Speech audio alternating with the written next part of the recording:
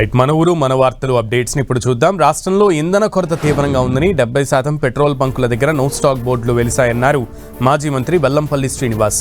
మొన్నటిదాకా యూరియా కోసం రైతులు అవస్థలు పడ్డారని, ఇప్పుడేమో డీజిల్ కోసం క్యూ లైన్లో పడిగాపులు కాయాల్సిన దుస్థితి నెలకొని ఉందని ఆగ్రహం వ్యక్తం చేశారు. ఇంధన కొరతతో రాష్ట్రంలో జనజీవనం స్తంభించిపోయిందన్నారు మాజీ మంత్రి వెల్లంపల్లి శ్రీనివాస్. దేశవ్యాప్తంగా ఒక్క ఏపీలో తప్ప మరే రాష్ట్రంలోనూ ఇంధన కొరత లేదని, ఇది కూటమి నాయకులు సృష్టించిన కృత్రిమ కొరతని ఆరోపించారు. గత 3 రోజుల నుంచి ఆంధ్ర రాష్ట్రంలో ప్రతి పెట్రోల్ బంకు దగ్గర కూడా క్యూ లైన్లు కట్టడం, లేదంటే కనుక నో స్టాక్ అండ్ బోర్డులు కానీ చూడడం మనకి తెలుస్తున్నాయి. చీమ చెట్టుకుమంటే బయటకు వచ్చి మాట్లాడే చంద్రబాబు నాయుడు గారు మరి 3 రోజుల నుంచి మీరు కానీ మీ సుపుత్రుడు సకల శాఖ మంత్రి నారా లోకేష్ గారు కానీ ప్రశ్నించేందుకు పార్టీ పెట్టిన వ్యక్తి ప్రశ్నించకుండా ఉండడం కానివ్వండి, ఇవి రాష్ట్ర ప్రజలకి మీరు సమాధానం చెప్పాలి. మీరు కేంద్ర ప్రభుత్వంతో ఎన్డీఏ కూటమిలో కీలక భాగస్వాములు. మీరు అంటే రాష్ట్రపతులను మేమే నిర్ణయించాము, ప్రధానమంత్రులు మేమే డిసైడ్ చేసామన్న చంద్రబాబు నాయుడు గారికి ఈ రాష్ట్రంలో పెట్రోల్ డీజిల్ కొరత ఆపే పరిస్థితి లేకపోవడం అనేది ఇది సిగ్గులేని చర్య అని చెప్పని నేను తెలియపరుచుకుంటున్నాను. జోగులాంబ గద్వాల జిల్లాలో మక్కల కొనుగోలు కేంద్రాన్ని ఎంపీ డీకే అరుణ పరిశీలించారు. ఉమ్మడి జిల్లాకు చెందిన వ్యక్తి రాష్ట్ర సీఎం హోదాలో ఉన్న రైతులకు మాత్రం కష్టాలు తీరడం లేదని డీకే అరుణ విమర్శించారు.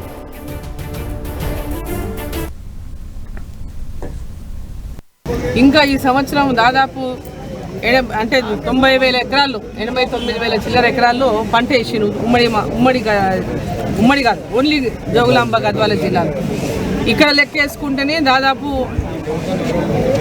2,70,000 క్వింటాలు దగ్గర మన జోగులాంబ గద్వాల జిల్లాలోనే రైతులు పంట పండించారు. ఈరోజు ఇంత పెద్ద ఎత్తున పంట వచ్చిన నేపథ్యంలో వీళ్ళు సెంటర్లను కూడా ఎక్కువ చేయాలని చెప్పి నేను ఈ సందర్భంగా నేను కోరుతా ఉన్నాను. ఇమ్మీడియట్గా మల్లకల్లో సెంటర్ ఓపెన్ చేయండి, గట్టులో సెంటర్ ఓపెన్ చేయండి. అంత దూరం నుంచి రైతులు ఇక్కడ దాకా తీసుకురావడము 15 రోజులు, నెల రోజుల నుంచి కూడా మేము ఇక్కడ మార్కెట్లో ఉన్నామని చెప్తున్నారు. వాళ్ళకి ఈరోజు ఎంఎస్పీ 2,400 ఉన్నప్పటికీ కూడా ఇన్ని రోజులు మార్కెట్ యార్డ్లో కొనకపోవడం వల్ల బయట 1,600కు 1,700కు 1,800కు అమ్ముకునేటువంటి పరిస్థితి.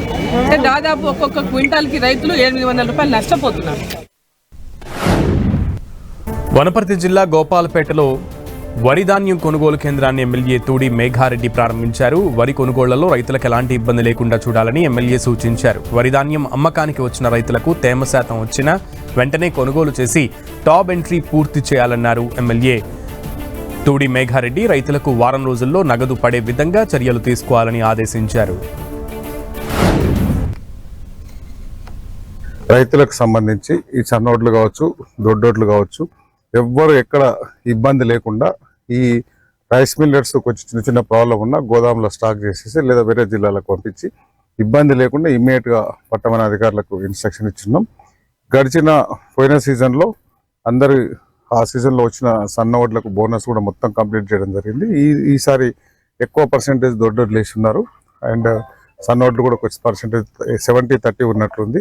ఆ రైతులందరూ కళాలకు వచ్చిన రైతులందరికీ నిన్నటి వరకు చిన్న గన్ని బ్యాగుల సమస్య ఉండే, నేను కలెక్టర్ గారు అందరూ అధికారులతో మాట్లాడి ఆ బ్యాగ్స్ కూడా ఇష్యూ సాల్వ్ చేసినాం. సో ఈరోజు సాయంత్రానికి అన్ని కళాలకు గన్ని బ్యాగులు వస్తాయి.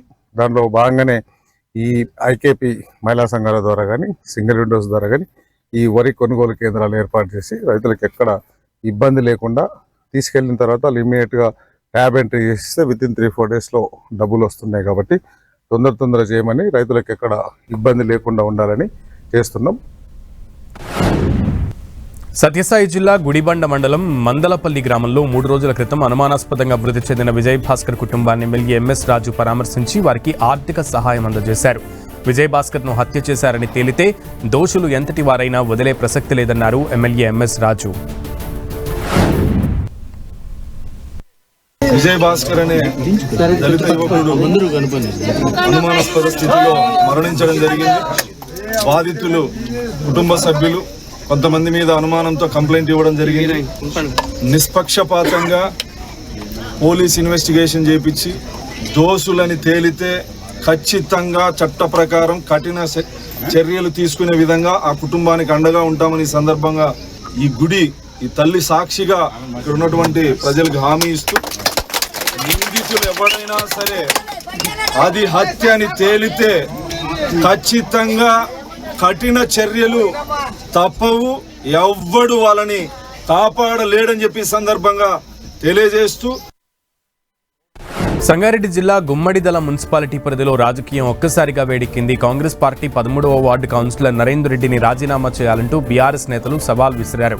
దీనికి ప్రతి సవాల్గా బీఆర్ఎస్ పార్టీకి చెందిన 1వ వార్డు కౌన్సిలర్ సంధ్యా గోవర్ధన్ రెడ్డి రాజీనామా చేయాలని కాంగ్రెస్ నాయకులు డిమాండ్ చేయడంతో ఇరు వర్గాల మధ్య ఒక్కసారిగా వాగ్వాదం చోటు చేసుకుంది.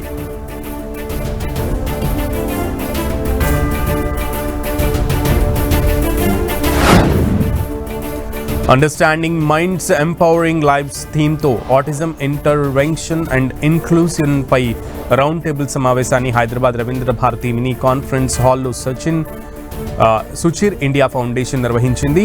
Line doctor Kiran, Bulgaria republic గౌరవ council Suchir India group CEO నాయకత్వంలో ఈ రౌండ్ టేబుల్ సమావేశం జరిగింది. ఆటిజం అవగాహన, త్వరిత నిర్ధారణ, చికిత్స, సమగ్ర విద్య, బలమైన కమ్యూనిటీ మద్దతుపై ఈ సమావేశంలో కీలకంగా చర్చించారు. ఆటిజం కేసులు పెరుగుతున్న వేళ సమిష్టి చర్య అవసరమని లైన్ డాక్టర్ కిరణ్ సూచించారు.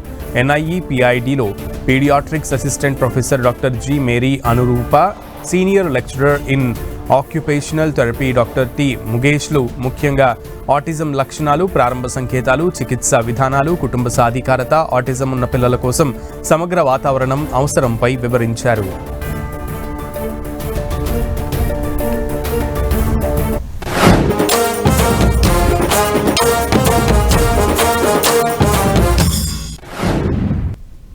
Welcome back. పల్నాడు జిల్లా సత్తెనపల్లిలోని భారత్ పెట్రోల్ బంక్లో collector Krithika Shukla, DSP Hanumantharao, RTO Ramakant Reddy, MRO KS Chakravarthi ఆకస్మికంగా తనిఖీ చేశారు. పెట్రోల్, డీజిల్ నిల్వలు, పంపిణీ తీరును స్వయంగా పరిశీలించారు. ఈ సందర్భంగా కలెక్టర్ కృతికా శుక్లా స్వయంగా ఓ వాహనానికి పెట్రోల్ కొట్టారు. ప్రజలెవరూ ఆందోళన చెందవద్దని, పెట్రోల్ నిల్వలు సరిపడా ఉన్నాయన్నారు కలెక్టర్ కృతికా శుక్లా.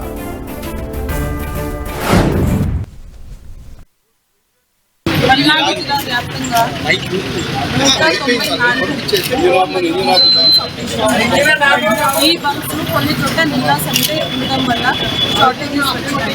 చాలా మంది ఇది ప్యానిక్ పైకి వచ్చారు. వాళ్ళు అనుకుని ఏదో డీజిల్ షార్టేజ్ వస్తుంది అనుకుని ముందుగా వచ్చారు. కానీ ఈ రోజు మధ్యాహ్నం 3 కల్లా అన్ని బంక్స్కి డీజిల్ సప్లైస్ వస్తాయి. కొంచెం దూరం దుర్తి మార్కెట్లో ఉన్న బంక్స్కి 6 PM కల్లా అన్ని బంక్స్కి ICL, BPCL, HPCL కంపెనీస్ నుంచి సప్లైస్ వస్తాయి. మార్నింగే చాలా బంక్స్కి దగ్గర ఉన్న బంక్స్కి వచ్చినాయి. సో ఎవరు కూడా దీనికి షార్టేజ్ అనుకొని ప్యానిక్ మైండ్కి రాకూడదు. సిటిజన్స్ అందరి నుంచి కోఆపరేషన్ కావాలి. ఎందుకంటే ఇది హిస్టారికల్ సేల్స్ డేటా చూస్తే గత సంవత్సరం ఏప్రిల్లో ఎన్ని సేల్స్ జరిగినాయి, దానికి 2 times వరకు మన దగ్గర ఎప్పుడు స్టాక్ అవైలబుల్ ఉన్నాయి అన్ని బంక్స్. మార్కాపురంలో డీజిల్ కష్టాలు ప్రజలను వెంటాడుతున్నాయి. పట్టణంలోని పలు పెట్రోల్ బంకుల్లో ఉదయం నుంచే నో స్టాక్ బోర్డులు కనిపించడంతో వాహనదారులు ఇబ్బందులు పడుతున్నారు. లారీలు, ఆటోలు, ట్రాక్టర్లు డీజిల్ కోసం బంకుల దగ్గర బారులు తీరాయి. ఫైర్ స్టేషన్ సమీపంలోని ఇండియన్ ఆయిల్ బంక్లో ఒక్కొక్కరికి 500 రూపాయలకు మించి డీజిల్ ఇవ్వకపోవడంతో వాహనదారులు ఆందోళన వ్యక్తం చేస్తున్నారు.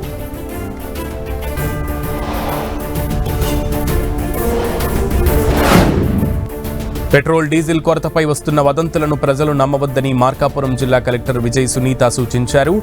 కనిగిరిలోని పలు పెట్రోల్ బంకులను కలెక్టర్ తనిఖీ చేశారు. స్టాక్, సేల్స్ రిజిస్టర్లు పరిశీలించారు. నిల్వలో ఎంత మేర ఉన్నాయనే సమాచారం తెలుసుకున్నారు. పెట్రోల్, డీజిల్ కంపెనీల నుంచి సరఫరా జరుగుతున్న తీరును తెలుసుకున్నారు. మార్కాపురం జిల్లాలో ఇంధన నిల్వలు సమృద్ధిగా ఉన్నాయన్నారు కలెక్టర్ విజయ సునీత. ఇంధన సరఫరాను నిరంతరం పర్యవేక్షిస్తున్నామని, పెట్రోల్ బంకుల దగ్గర రెవెన్యూ, పోలీస్, పౌర సరఫరాల శాఖ సిబ్బందిని నియమించి పరిస్థితిని పరిశీలిస్తున్నామని స్పష్టం చేశారు కలెక్టర్.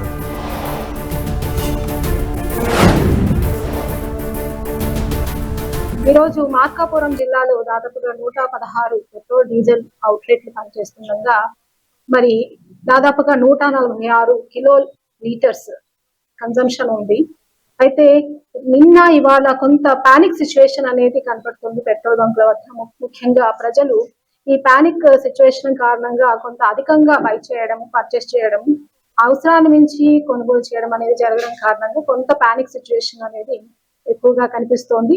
దీనికి సంబంధించి ఎప్పటికప్పుడు సమీక్షించడం జరుగుతుంది. ముఖ్యంగా ప్రతి పెట్రోల్ బంక్ వద్ద ఒక ఈటీ స్థాయి అధికారి, అదేవిధంగా పంచాయతీ, రెవెన్యూ, పోలీస్ అధికారులను కూడా ఉంచడం జరుగుతోంది.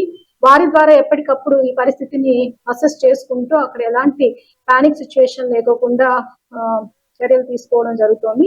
ముఖ్యంగా ప్రజలు గమనించాల్సింది ఏంటంటే, దయచేసి ఎవరు కూడా కొరత వస్తుందేమో అని ఆలోచించుకొని అధికంగా క్యాన్లలోను కంటైనర్స్ లోను కొనుగోలు చేయొద్దని మనవి. ముఖ్యంగా మనకు నిరంతర పర్యవేక్షణ అయితే ఉంది. ఖచ్చితంగా రోజువారీ అవసరాలకు తగ్గట్టుగా మన దగ్గర నిల్వలు కూడా ఉన్నాయి కాబట్టి మరి ఎలాంటి పానిక్ సిచ్యువేషన్ అవసరం లేదు. విశాఖ నగరంలోని పలు ప్రాంతాల్లో పెట్రోల్ డీజిల్ కొరత ఏర్పడిందన్న ప్రచారంతో బంకుల దగ్గరకు వాహనదారులు పోటెత్తారు. మధురవాడ, పెందుర్తి, అనంతపురం, అలాగే తరగత్పు వలస వంటి ప్రాంతాల్లో చాలా బంకులు నో స్టాక్ బోర్డులు పెట్టడంతో వాహనదారులు ఆందోళన చెందుతున్నారు.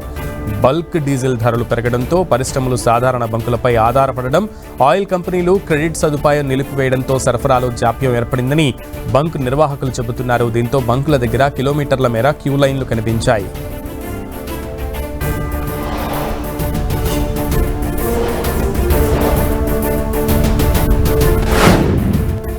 పశ్చిమ గోదావరి జిల్లా ఆచంట నియోజకవర్గంలో పెట్రోల్ డీజిల్ తగిన స్థాయిలో అందుబాటులో లేకపోవడంతో బంకుల దగ్గర వాహనాలు కిలోమీటర్ల మేర బారులు తీరాయి. వాహనదారులు తమ వాహనాలను కూడా రోడ్ల పక్కనే నిలిపివేయాల్సినటువంటి పరిస్థితి నెలకొంది.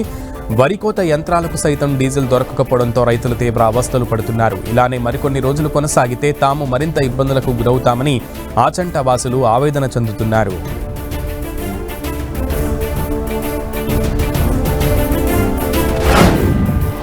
హన్మకొండ జిల్లా పరకాల పట్టణ కేంద్రంలో పెట్రోల్ డీజిల్ కొరత ఏర్పడింది. పలు బంకుల దగ్గర నో స్టాక్ బోర్డులు వెలిశాయి. మరికొన్ని బంకుల దగ్గర వాహనదారులు భారీ క్యూ లైన్లలో పడిగాపులు కాస్తున్నారు. వనపర్తి జిల్లా వ్యాప్తంగా బంకుల్లో డీజిల్ కొరత ఏర్పడింది. 44వ జాతీయ రహదారిపై డీజిల్ కొరత తీవ్రంగా కనిపిస్తుంది. ఎక్కడ చూసినా నో స్టాక్ బోర్డులు దర్శనమిస్తున్నాయి. కొన్ని బంకుల్లో పెట్రోల్ మాత్రమే ఉందని నిర్వాహకులు చెబుతున్నారు. దీంతో పెట్రోల్ కూడా అయిపోయిందేమోనని ద్విచక్ర వాహనదారులు బంకుల దగ్గరకు భారీగా చేరుకుంటున్నారు. వరి పంట కోత సమయంలో మిషన్లు, ట్రాక్టర్లకు డీజిల్ అందుబాటులో లేకపోవడంతో రైతులు తీవ్ర అవస్థలు పడుతున్నారు. సూర్యాపేట జిల్లా వ్యాప్తంగా పెట్రోల్ డీజిల్ కొరత నెలకొంది. చమురు నిల్వలు లేక బంకులు మూతపడుతున్నాయి. నో స్టాక్ బోర్డులు వెలుస్తున్నాయి. దీంతో వాహనదారులు, రైతులు తీవ్ర ఇబ్బందులు ఎదుర్కొంటున్నారు. వరికోత యంత్రాలకు సరిపడా డీజిల్ దొరకడం లేదని రైతులు ఆవేదన వ్యక్తం చేస్తున్నారు. మరోవైపు చమురు సరఫరా ఏజెన్సీలకు ముందస్తుగానే డబ్బులు చెల్లించినా సరఫరా చేయడం లేదని బంకు నిర్వాహకులు చెబుతున్నారు. ములుగు జిల్లా వాజేడు మండలం వెంకటాపురం గ్రామంలో ప్రజలు, విద్యార్థులు, అలాగే యువత యాంటీ డ్రగ్స్కి వ్యతిరేకంగా సహకరించాలని, యాంటీ డ్రగ్స్ ప్రోగ్రామ్ను గ్రామస్థాయికి తీసుకెళ్లాలని ఎస్ఐ తిరుపతిరావు తెలిపారు. పోలీసుల ఆధ్వర్యంలో అంబేద్కర్ సెంటర్ నుంచి ఎన్టీఆర్ విగ్రహం వరకు యాంటీ డ్రగ్స్ అవేర్నెస్ ప్రోగ్రాంలో భారీగా ర్యాలీ నిర్వహించారు. రైతులు, ఎరువుల డీలర్లు ఇబ్బందులను ప్రభుత్వం పట్టించుకోవడం లేదని, ప్రభుత్వపు చర్యలు కంపెనీలకు కొమ్ము కాసేలా ఉంటున్నాయని ఆరోపిస్తూ రాష్ట్ర వ్యాప్తంగా ఫర్టిలైజర్స్, పెస్టిసైడ్స్ డీలర్లు బంద్ పాటించారు. ఒక్కో యూరియా బస్తాపై 20 నుంచి 50 రూపాయల రవాణా ఖర్చు భారం డీలర్పై పడుతుందని, అందుకే ఆన్లైన్ యాప్ను ఉపసంహరించుకోవాలని నల్గొండ జిల్లా డీలర్లు డిమాండ్ చేస్తున్నారు. ఎరువులు ఎలాంటి లింకు లేకుండా సరఫరా చేయాలని agro dealers association president Shivaprasad అన్నారు. ఎరువుల కంపెనీలు అవలంబిస్తున్న తీరుకు నిరసనగా ఆదిలాబాద్లోని ఎరువుల దుకాణాలను మూసివేశారు. ఎరువుల ధరలు పెరగడం, లింక్ ఉత్పత్తుల ద్వారా రైతులపై అదనపు భారం పడుతోందని, రవాణా ఖర్చులతో డీలర్లు నష్టపోతున్నారని శివప్రసాద్ ఆవేదన వ్యక్తం చేశారు. కేంద్ర, రాష్ట్ర ప్రభుత్వాలు తక్షణ చర్యలు తీసుకోవాలని డిమాండ్ చేశారు శివప్రసాద్. కంపెనీల మీద మా నిరసన తెలపడానికి ఈరోజు దేశవ్యాప్తంగా బంద్ చేశాము. ఫర్టిలైజర్ వాళ్ళేంటి, మొత్తం ఫస్ట్ ఎఫ్ఓఎల్ సిస్టమ్ ఉంటుండే, డీలర్ పాయింట్కు డెలివరీ సిస్టమ్ ఉంటుండే. 266 ఎంఆర్పీది డీలర్ పాయింట్ పోయే వరకు 320 రూపాయలు అవుతుంది. దాన్ని ఏ రకంగా కూడా మేము 266కు అమ్మలేని పరిస్థితి. దీంట్లో కూడా 1,05,000 రూపాయలున్న యూరియా లోడుకు 50 నుంచి 60,000 అనవసరంగా వాళ్ళ దగ్గర అమ్మని ప్రోడక్ట్లు లింకు పెడుతున్నారు. ఇవన్నీ రైతుల మీదే భారం పడతాయి కనుక మా ఉద్దేశం ఏంటంటే, కేంద్ర, రాష్ట్ర ప్రభుత్వాల మీద వ్యతిరేకం కాదు, ఓన్లీ మా నిరసన అంతా కంపెనీల మీదనే ఉన్నది. కంపెనీ వాళ్ళు మొత్తము కేంద్ర ప్రభుత్వం వాళ్ళని కంట్రోల్లో ఉంచితే మాకు ఎఫ్ఓఎల్ సిస్టమ్ వచ్చిందనుకోండి 100% మేము సాల్వ్ అవుతాము. రైతుకు నాగర్ కర్నూలు జిల్లా అచ్చంపేటలో రీలొకేషన్ బాధితులు ర్యాలీ నిర్వహించారు. వై జంక్షన్ రోడ్ నుంచి అటవీశాఖ డివిజనల్ కార్యాలయం ర్యాలీగా వెళ్లారు. ఈ సందర్భంగా డిఎఫ్ఓకు వినతి పత్రం అందజేసి తమకు త్వరితగతిన పునరావాసం కల్పించాలని కోరారు రీలొకేషన్ బాధితులు. ఇక తెలంగాణ రాష్ట్ర వ్యాప్తంగా నిలిచిపోయిన 8,000 కోట్ల ఫీజు రియంబర్స్మెంట్ బకాయిలను వెంటనే విడుదల చేయాలని కోరుతూ కరీంనగర్ జిల్లా కలెక్టర్కు బీఆర్ఎస్వీ నాయకులు వినతిపత్రం అందజేశారు. ప్రభుత్వం విద్యా వ్యవస్థను నిర్లక్ష్యం చేస్తోందని, విద్యాశాఖ మంత్రి లేకపోవడం విద్యార్థులకు శాపంగా మారిందని విమర్శించారు. బకాయిలు చెల్లించకుంటే త్వరలోనే సీఎం నివాసాన్ని ముట్టడిస్తామని హెచ్చరించారు బీఆర్ఎస్వీ నాయకులు. పెండింగ్లో ఉన్న ఫీజు రియంబర్స్మెంట్ బకాయిలను వెంటనే విడుదల చేయాలంటూ బీఆర్ఎస్వీ రాష్ట్ర సంయుక్త కార్యదర్శి పి రాజ్ కుమార్ ఆధ్వర్యంలో రంగారెడ్డి జిల్లా కలెక్టరేట్కు వినతిపత్రం అందజేశారు. రాష్ట్రంలోని పేద విద్యార్థుల ఉన్నత చదువులకు వెన్నుదన్నుగా నిలిచే ఫీజు రియంబర్స్మెంట్ పథకం ప్రస్తుతం అటకెక్కిందని బీఆర్ఎస్వీ నాయకులు ఆగ్రహం వ్యక్తం చేశారు. కరీంనగర్ శాతవాహన విశ్వవిద్యాలయంలో బోటనీ లెక్చరర్ శ్రీనివాస్ను తక్షణమే తొలగించాలని డిమాండ్ చేస్తూ విద్యార్థులు ఆందోళనకు దిగారు. నేర చరిత్ర ఉండి జైలు శిక్ష అనుభవించిన వ్యక్తిని విధుల్లోకి తీసుకోవడంపై ఆగ్రహం వ్యక్తం చేస్తూ అడ్మినిస్ట్రేటివ్ కార్యాలయం ముందు నిరసన చేపట్టారు. గోడలకు పాఠాలు చెబుతున్నారా అంటూ ప్లకార్డులతో నినదించారు. వెంటనే వీసీ స్పందించి సదరు లెక్చరర్పై చర్యలు తీసుకోవాలని విద్యార్థి సంఘాలు డిమాండ్ చేయడంతో వర్సిటీలో ఉద్రిక్తత నెలకొంది. డాక్టర్ పెంచాల శ్రీనివాస్ సార్ గారు పాస్ట్లో ఆ సార్ పైన చాలా ఎలిగేషన్స్ ఉన్నాయి. 5 కేసెస్ ఉన్నాయి. లైక్ సైబర్ క్రైమ్ కావచ్చు, లైక్ SC/ST పైన క్రైమ్ కావచ్చు. సో చాలా కేసెస్ ఉన్నా కూడా సార్ని తీసుకోవడం ఇదైతే కరెక్ట్ కాదు. సో ఇన్ కేస్ సార్ వచ్చి మా క్లాసెస్ చెప్పినా కూడా మేము సేఫ్గా సెక్యూర్గా ఫీల్ అవ్వట్లేదు. మేము ఈ కంప్లైంట్ ఆల్రెడీ మేము బీసీ సార్కి చెప్పడం జరిగింది. చెప్తే వెంటనే సార్ వచ్చి క్లాస్లో మాకు సార్ గురించి అని మాతో మాట్లాడడం జరిగింది. ఒక కమిటీ ఏర్పాటు చేసి వితిన్ ఒక 1 వీక్లో మాకు రిజల్ట్ మీకు అనుకూలంగా వచ్చేటట్టు మేము చేస్తామని చెప్పారు. అయినప్పటికీ ఇప్పటికీ 1 మంత్ అవుతుంది, ఇప్పటికైతే రిజల్ట్ ఏం రాలేదు. సో అందుకోసం మనం ఇక్కడికి వచ్చి మేము ఫైట్ చేస్తున్నాం. సో ఆ సార్తో క్లాస్ చెప్పించుకోవడం మాకు ఇష్టం లేదు. ఇన్ కేస్ సార్ క్లాసెస్ చెప్పినా మేము క్లాస్ నుంచి బైకట్ చేస్తాం. సంగారెడ్డి జిల్లా జోగిపేటలో ఏర్పాటు చేసిన ట్రాన్సిస్ట్ హోమ్ ఫర్ ఫారినర్స్ జైలులో విదేశీ ఖైదీలకు రిమాండ్ విధించారు. వివిధ దేశాలకు చెందినటువంటి 13 మంది ఖైదీలకు రిమాండ్ విధించింది న్యాయస్థానం. నేరారోపణల్లో దోషులుగా ఉన్న 13 మంది ఫారినర్స్ను హైదరాబాద్ నుంచి Jogipet transit home for foreigners జైలుకు తరలించారు. ఖైదీల్లో 10 మంది పురుషులు కాగా 3 మహిళలు ఉన్నారు. మేడ్చల్ జిల్లా మేడిపల్లి PS పరిధిలో వరుసగా జరిగిన 2 చోరీ ఘటనలు స్థానికులకు భయం పుట్టిస్తున్నాయి. దొంగలు ఇళ్ల తాళాలు పగలగొట్టి బంగారం, వెండి, నగదు, విలువైన వస్తువులను దోచుకెళ్లారు. కార్తిక్ కుమార్ ఇంట్లో 20 తులాల వెండి, 5 గ్రాముల గోల్డ్ టీవీ, 18,000 నగదును ఎత్తుకెళ్లగా మరో ఇంట్లో 30 తులాల వెండి ఆభరణాలను అపహరించారు. దొంగల కోసం పోలీసులు గాలిస్తున్నారు. అనంతపురం జిల్లా తాడిపత్రిలోని మహాత్మా గాంధీ సర్కిల్ వద్ద హిజ్రాల నిరసన ఉద్రిక్తత పరిస్థితులకు దారితీసింది. హిజ్రా మల్లిక అనుమానాస్పద స్థితిలో మృతి చెందడంతో తోటి హిజ్రాలు ఆమె మృతదేహంతో ఆందోళన చేపట్టాయి. దీంతో పోలీసులకు ట్రాన్స్జెండర్లకు మధ్య వాగ్వాదం జరిగింది. పోలీసులు తమకు అన్యాయం చేశారని హిజ్రాలు ఆరోపిస్తున్నారు.